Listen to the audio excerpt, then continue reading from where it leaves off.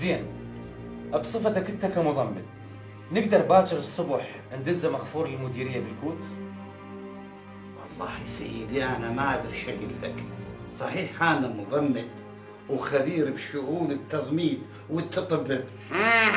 هم قام يتشعبن ويتمنطق وناك تروح نفسي بس خايف السيد المعاون يقول لك هو هذا يقدر يدبرها يوم ما يدبرها. انت بلبس هذا مالك كذي. تشوف سيدي تشوف، هل خانقني منه اريد احكي ما اقدر. اخي انت قاعد تمنطق وتغلبل علينا. السيد اللي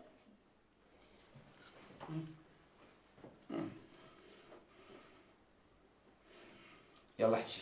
ما اظن سيدي اذا مشيناه شويه معناته الكسور اللي برجله بعد ما تجبر. اي بفطور رجليك هاي انا مش يرجف والله ويصيبه ما ادري شنو احنا كفيلين بيه ولك.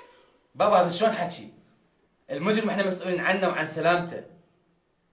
انا اشوف لو انت وحنون باكر تاخذوا الكوت.